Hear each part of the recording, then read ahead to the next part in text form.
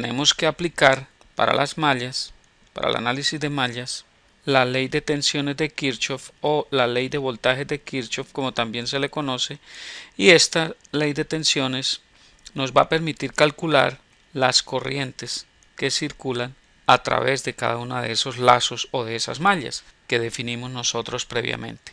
Eso es básicamente lo que implica el análisis de mallas. Aquí hay algo importante que debemos aclarar, y es que el análisis de mallas no es tan general como el análisis de nodos, puesto que solo se aplica a circuitos planos. ¿Qué quiere decir que solo se aplica a circuitos planos? Es decir, que solo se pueden hacer análisis de mallas en circuitos que se pueden dibujar sin ramas que se cruzan. Notemos que hay situaciones en las que hay circuitos que habrán ramas que se cruzan entre sí. Entonces no es posible para ese tipo de circuitos poder aplicar el análisis de mallas. Tendríamos que recurrir al análisis de nodos o a otras técnicas para poder hacer el análisis y la solución de ese circuito. Entonces es muy importante que lo tengamos en cuenta. Solo se puede aplicar a circuitos planos como este caso. Eso es básicamente. Ya teniendo entonces el concepto claro, pasamos al segundo punto, y es a plantear el problema. Aquí, para plantear el problema, entonces vamos a aplicar entonces la ley de tensiones de Kirchhoff o la ley de voltajes de Kirchhoff, como también se conoce, y vamos a definir entonces qué mallas están involucradas en ese circuito y ver si podemos aplicar también el concepto de supermalla. Vamos a ver y cómo es que lo vamos a hacer. Vamos entonces a redibujar el circuito nuevamente para poder aplicar el concepto en una forma eficaz. Bien, ahí tenemos entonces ya redibujado el circuito nuevamente. Vamos a ver entonces cómo es que vamos a aplicar aquí el concepto de mallas y supermallas para poder solucionar el circuito. Entonces, lo primero que hacemos es definir las corrientes de malla o de lazo. Entonces vamos a definir esas corrientes. Vamos a decir que aquí vamos a tener un lazo, una malla, que la vamos a llamar a esta la corriente I1, que aquí vamos a tener otro lazo, otra malla, que a esta le vamos a llamar la corriente I2, y que este va a ser otro lazo, otra malla, y que esta va a ser la corriente I3. Eso es lo que hacemos, definimos esas mallas. Ahora bien, nosotros lo que hacemos aquí entonces es aplicar la ley de tensiones de Kirchhoff, recurriendo a la ley de Ohm. Pero entonces aquí nos surge un problema. ¿Cuál es? Y es que yo no sé cuál es la tensión que va a haber en la fuente de corriente de 5 amperios. Allí es entonces cuando entra el concepto de supermalla. Es decir, cuando tengo una fuente de corriente, bien sea independiente como en este caso o dependiente de corriente, aplico el concepto de... Entonces, ¿cómo nos quedará el circuito para hacer esa supermalla? Muy fácil, lo único que tenemos que hacer entonces es eliminar esa fuente de corriente, es decir, la quitamos de allí, la retiramos, imaginariamente la retiramos, y al circuito entonces nos va a quedar una supermalla. Vamos a ver entonces cómo quedaría el circuito teniendo en cuenta ya esa supermalla. Bien, ahí tenemos entonces el circuito sin la fuente de corriente. Entonces note que lo que vamos a hacer es conservamos las mismas corrientes de malla que definimos inicialmente. Antes de hacer la supermalla definimos las corrientes de malla. Entonces las dejamos igual en el mismo recorrido. I1, I2 e I3. Eso se conserva, ¿ok? Para hacer el análisis sin ningún problema. Y la supermalla entonces ahora va a ser la siguiente. Va a ser esta la supermalla. Aquí está el recorrido en líneas punteadas. Esa va a ser mi supermalla ahora. Teniendo cuidado de que esa suma de voltajes aplicando la ley de tensiones o de voltajes de Kirchhoff va a estar determinada por cada una de esas corrientes de malla que yo previamente he definido. Es decir, que la corriente I3 va a estar afectando la resistencia de 8 ohmios y la corriente I2 va a estar afectando la resistencia de 10 ohmios y de 2 ohmios respectivamente. ¿Sí lo notan? Entonces es muy importante eso. Eso es básicamente lo que hay que tener en cuenta. Además, tenemos que tener en cuenta una relación importante aquí en el nodo donde estaba la fuente de corriente, y es el siguiente. Recordemos que aquí estaba el nodo donde estaba la fuente de corriente, y entonces la corriente I2 va a venir en este sentido, la corriente I3 va a venir en este sentido, y la corriente de 5 amperios va a ir en este sentido.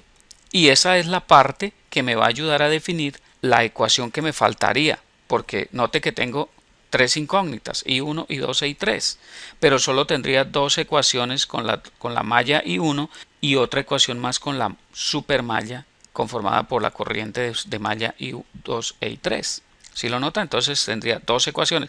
La tercera ecuación, ¿de dónde sale? De esa relación de que las corrientes que entran a ese nodo I2, I3 y 5 amperios van a ser igual a las corrientes que salen. Esa es la otra parte que nos define la tercera ecuación, ¿ok? Ténganlo muy presente para que no cometamos errores. Eso es básicamente. Muy bien, con eso en mente entonces ya estando planteado el problema, pues ya la solución es muy sencilla, basta con aplicar el concepto de ley de voltaje de Kirchhoff, planteamos las ecuaciones y fácilmente solucionamos el problema. Entonces ahora sí pasamos al tercer punto y es a la solución del problema. Aquí definimos las ecuaciones. Entonces noten, para los lazos o las mallas 2 y 3, es decir, la supermalla, ahí tendremos entonces la supermalla. ¿Cómo sería la ecuación? Entonces arrancamos. ¿Qué tensión va a haber la resistencia de 10 ohmios? Entonces va a ser 10 por I2 más 2 veces la diferencia entre las dos corrientes I2 e I1. Entonces 2 por I2 menos I1. Nótenlo, ¿ok? Porque la corriente que va pasando por allí es I2 menos I1. Positiva la corriente que estoy considerando, negativa la que está al otro lado, no lo olviden. Y ahí tenemos esa parte. Ahora, ¿cuál sigue? La resistencia de 8 ohmios para hacer todo el recorrido de la supermalla. Entonces más 8 ohmios por I3 menos I1, que es la otra corriente, ¿cierto? La corriente neta que pasa por la resistencia de 8 ohmios haciendo el recorrido será I3 menos I1. Y el voltaje, 48 voltios, entonces más 48 voltios. Igual a 0. ¿Sí lo notan? Es fácil, muy fácil. ¿Por qué todas esas tensiones son positivas? Porque acuérdense que cuando yo meto una corriente por una resistencia y asumo que ese es el sentido positivo de esa corriente, es decir, yo asumo el sentido positivo a mi manera. Si yo digo positivo al contrario, pues ese es mi sentido positivo, tengo que tenerlo muy en cuenta. Pero yo asumí que mi sentido positivo en este caso era en el sentido de las manecillas del reloj. Ok, respeto esa convención, nótenlo, no lo olviden, no cometan errores allí. Tengo la resistencia R, si yo meto una corriente por aquí, eso me va a generar una caída de tensión de más a menos. Voy de mayor voltaje a un menor voltaje, ¿verdad? Entonces la tensión incrementa en este sentido, la corriente lo que me genera es una caída. Pero como yo puedo tomar eso arbitrariamente, yo digo, ok, si mi corriente entra por más, pues esa tensión la asumo que es positiva. Ok, listo, positiva. Pero también la puedo asumir negativa. Claro que la puedo asumir negativa, no hay ningún problema. Yo defino mi sentido, mis signos, ok. No se dejen enredar por eso. Es muy sencillo, solo que tengan claro el concepto. Eso es básicamente. Ahora bien, vamos a ver el lazo 1. O la malla 1. Entonces aquí simplemente tenemos es una sola malla, no una supermalla. ¿Okay? Entonces, ¿cómo sería el asunto allí? Entonces tendríamos 5 y 1 menos 24, voy por menos, si lo notan, más 8 por I1 menos I3 y más 2 por I1 menos I2 igual a 0. ¿Sí notan? I1 menos I3, ¿por qué? Porque la corriente va en el sentido de I1, yo asumo esa mi dirección. Por eso la otra va a ser negativa, porque va al contrario. ¿Se lo notan? Es muy sencillo, es simple. Y ahí tengo entonces la segunda ecuación. La tercera ecuación entonces, ¿de dónde la saco? Entonces, del nodo inferior. Del nodo inferior entonces, ¿qué tengo? Tengo que las corrientes que entran, recuerden, por análisis de nodos, las corrientes que entran a un nodo son iguales a la suma de las corrientes que salen. Entonces voy a decir que I3 va a ser igual a I2 más 5 amperios. Sencillo, ¿verdad? Entonces tengo las tres ecuaciones. Ahora vamos a reacomodar eso. Pues vamos a decir la primera ecuación. Entonces, esta es mi ecuación 1, esta es mi ecuación 2 y esta es mi ecuación 3. Entonces, reacomodando todo.